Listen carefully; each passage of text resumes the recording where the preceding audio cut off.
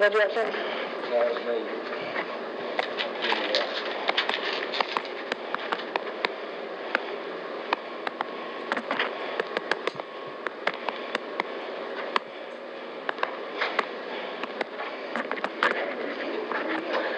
Hey, Miss Kelly. Hey, how are you? Oh, good. How are you? Come on in. Okay. He's ready for you. Is it this office or conference room? I think his office. Okay.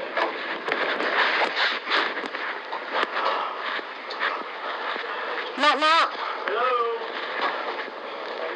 Good, how are you? Good. Hello. How to do? How you doing? How you doing? Good to see you. Hi, Miss Catherine. Everybody there. How you doing? Okay. Good.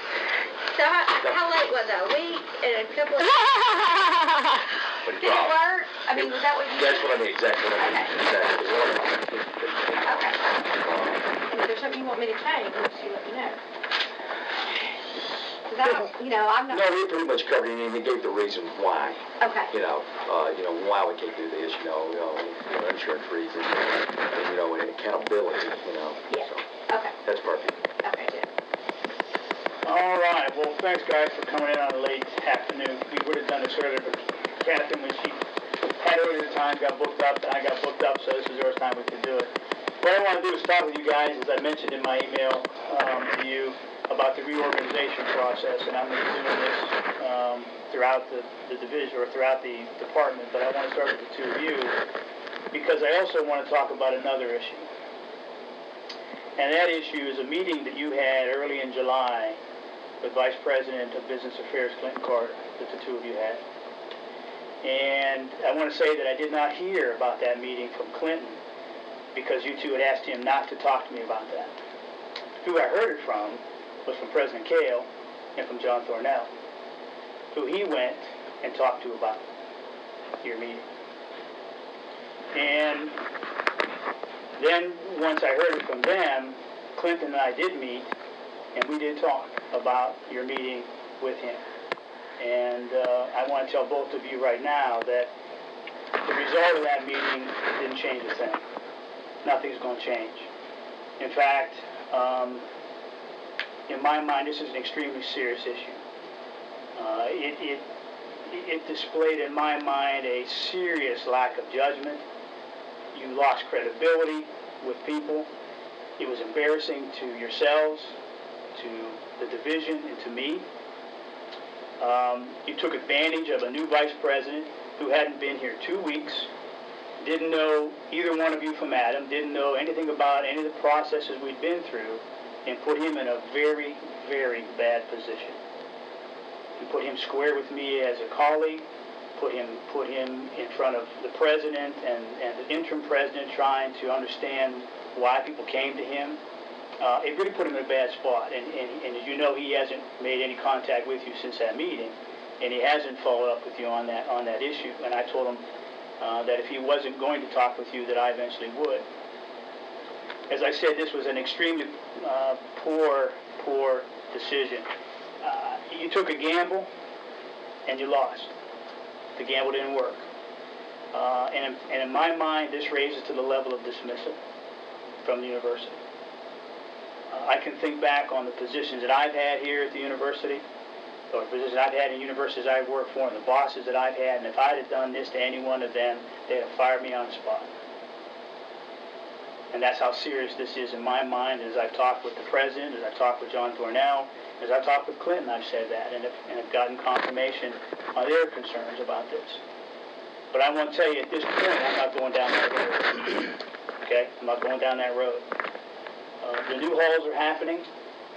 They just have been approved. The reorganizations happen. So what I need to know from you two is, are you or are you not on board? If you are on board, great, super, we're going forward.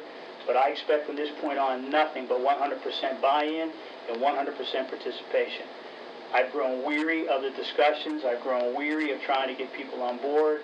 I've grown weary of the underlying current that's taking place. I'm not tolerating anymore. Either you're on board or you're not on board. If you're not on board, I'm okay with that. I understand. Some things just don't work for people. That's fine. I have no problems with that. That's a decision you're going to have to make. But I need to know if you two are on board or not. And if you're not on board, then you're not on board. And if you are, great, 100%, I'm with you. We're going forward. We're going to make this happen. Okay? So what I want to share with you today as part of this reorganization is I'm going to give you a copy of the new structure, what it looks like. I'm going to give you a draft of your new job positions and roles as I see them in the new organizational structure. The title levels that each of you have of assistant director and director will not change. So you will keep those same titles. Your salaries at this point I don't believe will change. But your classifications may. We're in the process of looking at classifications. So nothing changes other than the things that you're going to be doing day in and day out. Okay, you retain some of those titles and some of those things. And so I'm giving you what I'm giving you are drafts because they are drafts. What I want you to do is take a look at these job descriptions over the weekend, review them, look at them. But I'd like to know by noon on Monday if you're on board. And if you are on board with these positions. If you're not, I understand.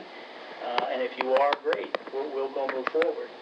I also want to let you know that the changes that you're going to see in these job descriptions are going to take place as soon as your final classifications are done. As soon as the final review is done with HR, the changes will begin to take place. Okay, so they'll be happening right away. And some of that is reporting lines and structures are going to change. And I know we have a lot of small details to do. And again, I'm doing this wherever there's job changes.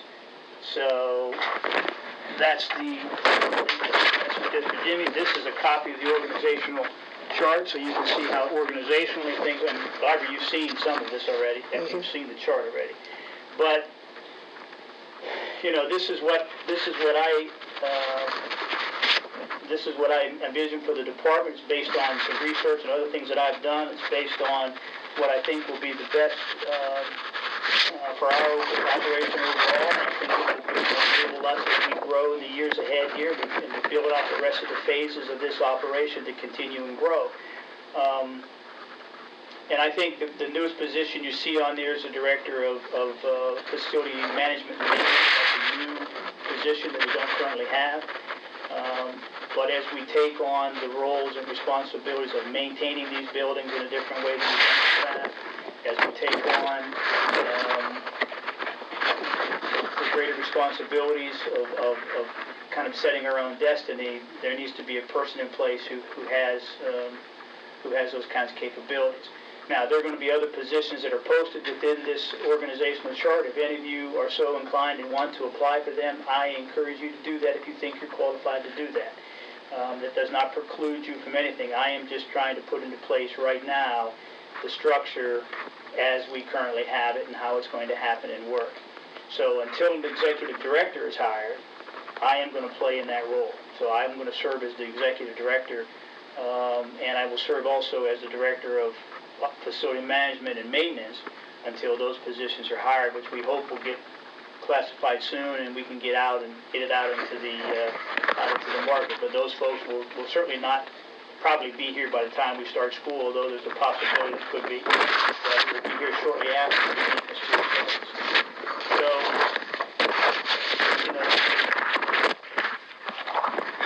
that's the purpose of the meeting today, and it's not really a discussion issue so much as it's to share this kind of stuff with you. And I've tried to be fair and honest, but I can tell you, it's taken me a lot to come where I am today and having this discussion. I have been very frustrated when I found this out from my boss, what took place, and I needed to get it. I needed to not have it just sit there and rest. So, questions you have, if there are any?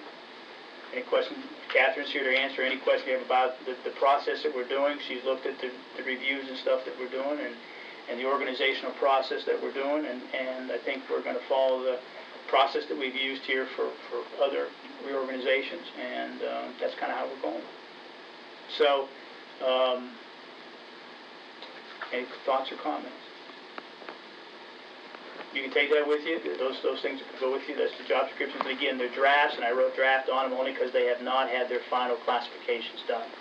But But as I said to all of you, and I said to everybody we met in the room, and it's been my intention from the beginning not to have anybody lose positions and jobs.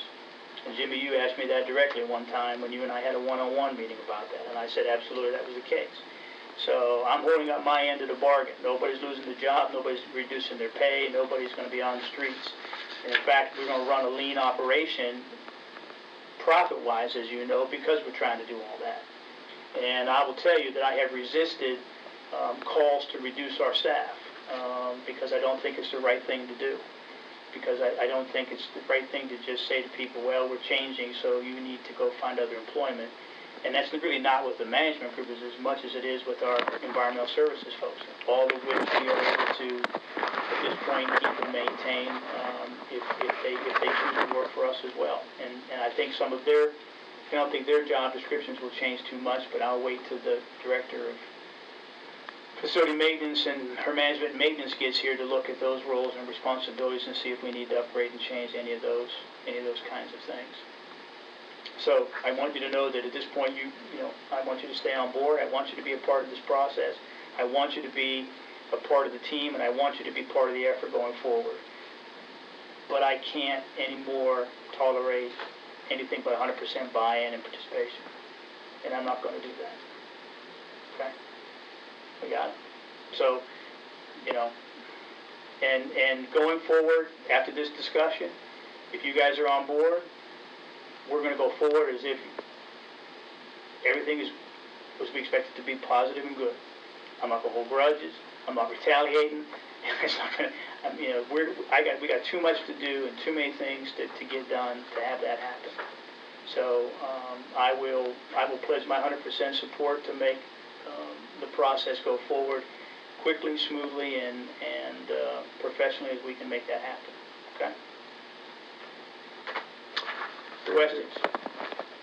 Got it? All right. But take those over the weekend. If you have questions, you can certainly text Catherine. You can text me. I'm here all weekend. Monday mornings, except for EC, I'm here. And I think EC was moving Tuesday. Oh, that's right. It was moving. So Monday, I'm here all day Monday morning. We can, if you have any questions on Monday morning, you can come talk to me. You can come talk with Catherine. She's available as well to talk to that. So, one question. Classification level hasn't been established yet, so it could go one way or the other. It could change. It could. I've just gotten these. Right. I can't even speculate. I don't ever want a lower grade, so I don't see that happening. No, lower would be good. Well, okay. Yeah, higher would be. Yeah, higher number, lower grade. It's counterintuitive here. Usually, I'm the higher grades or the higher things, lower. Here, it's lower is higher, higher is lower. I haven't even. So I just got them today. So, I just finished the drafts on these, which I spent a lot of time looking at a variety of job descriptions, a variety of different things, and trying to pull the best from a variety of things together. And our operation is very different than some university operations and the way they function and go, but this would have been similar to what we would have had an operational structure under Capstone had they had done it. Similar, not 100%. It more falls in line with regional universities our size, universities a little larger than us, and sometimes even universities smaller than us, because their housing operations are often the largest section of a student affairs area because you have all these buildings and all these people. It's not as it's a little different when you get into some of the other departments. So we'll go back and look at those, and they'll be compared to the market and what's out there and all those kinds of things. But I tried to write them in a way, and I don't know that it will happen. I've tried to write them in a way that there won't be a downgrading of the classification. But that wasn't my intent. Wasn't to downgrade the classification.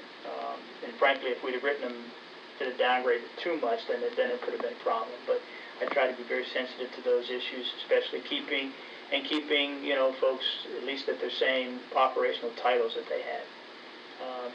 Assistant director, those kinds of things. So. And you said you will serve as the executive director at this time. Mm-hmm. Does that also mean you're going to serve as the director of facility management and maintenance? Yes. So environmental services will report to you? Yes. Okay.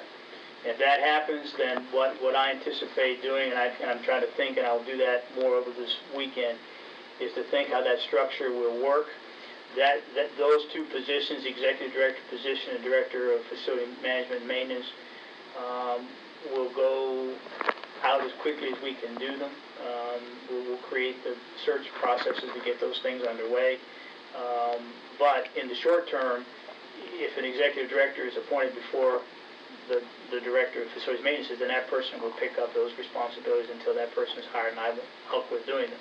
If the director of facilities management is hired first, then I will still stay in the role as executive director until that person is hired. So it really will be whichever search finishes complete, whatever search completes itself first. So we'll do that, and I'm trying to figure out how we're going to operate some of those things, and I'm working on that now. But the buildings are underway, and you know, we're in 1 year from probably this month, we'll be in our first new building, fall 15. So this gives us a year with the new structure to work out kinks and bumps and grinds and moans and groans, and we can get ourselves ready and positioned in a spot where, when we open these new buildings, we're ready to go. You know, we've got our structure in place. We've had some practice time. We've done the things that we need to do to be efficient and effective. Okay. And